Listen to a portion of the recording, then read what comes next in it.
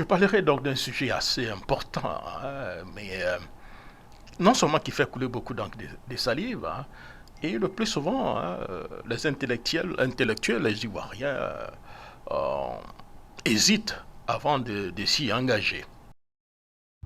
L'indolence politique et la tentative de l'accusation ethnique, une réflexion nécessaire.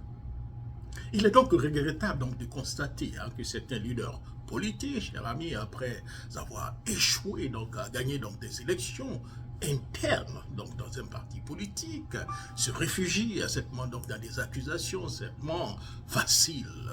Contre l'ethnie majoritaire de leur formation politique.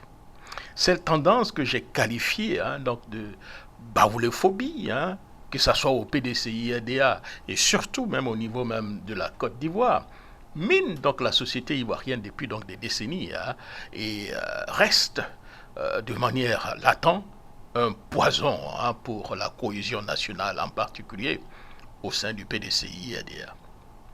La démocratie repose sur le principe de la dictature du nombre, un principe fondamental que certains politiciens paresseux et ethnocentristes semblent ignorer ou pire, refusent donc d'accepter. Plutôt que de s'enfoncer, de s'efforcer, j'allais dire, donc, de convaincre les électeurs de la validité donc, de leur projet politique, ces individus préfèrent accuser la base ethnique du parti, qualifiant leur propre échec de dictature, de tête de ceci ou cela, et donc de dictature, donc des baroulés, donc de façon générale. Quelle méchanceté et quelle ignorance et surtout quelle hypocrisie.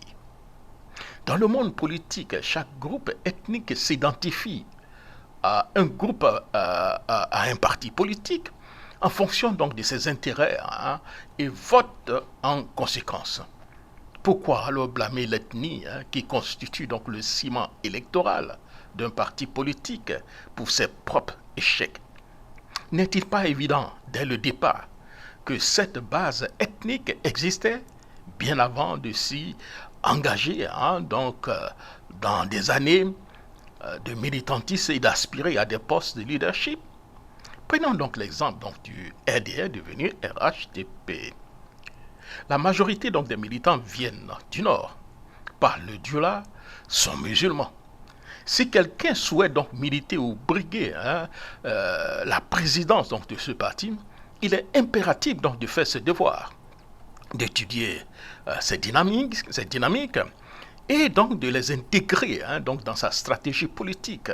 Ignorer ses intérêts et échouer pour accuser le RDR de tribalisme serait non seulement malhonnête, mais également dangereux pour la cohésion nationale.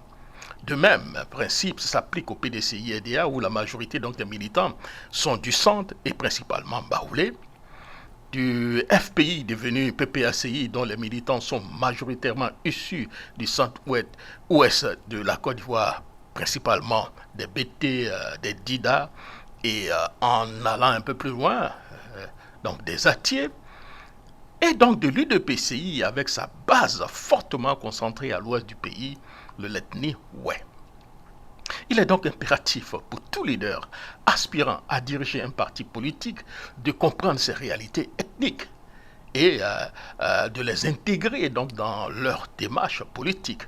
Ignorer donc ces aspects et blâmer l'ethnie de base pour un échec personnel n'est rien d'autre qu'une manifestation donc de paresse intellectuelle et politique. Prenons le cas d'un ami et frère, Jean-Louis Billon, qui depuis longtemps mûrit, si vous voulez, l'ambition de devenir président. C'est agréable, j'ai été agréablement surpris, cher ami, et heureux de le voir parler, l'ethnie de sa région. Je ne sais pas si c'était le Tagbana, le Djimini ou bien le Dioula, mais c'était impressionnant, vous comprenez? Mais un cadre aussi important, ambitieux comme M. Jean-Louis Billon, il aurait été beaucoup plus important. Je serais encore beaucoup plus émerveillé de le voir prononcer quelques mots baoulés ou agnis, tout en sachant que la base électorale du PDCI-RDA, la grande majorité sont donc les baoulés. Donc imaginez Jean-Louis Billon à une réunion avec les cadres de certaines régions en train donc de parler le baoulé. Voilà ce que j'appelle un peu se faire sous son homework. Il est temps de mener donc la guerre et je vais le faire contre cette mentalité destructrice qui met en péril non seulement l'unité des partis politiques, mais aussi celle de notre nation tout entière.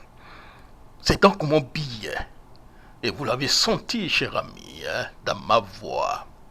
Je suis contre ces politiciens paresseux et dangereux. Merci beaucoup.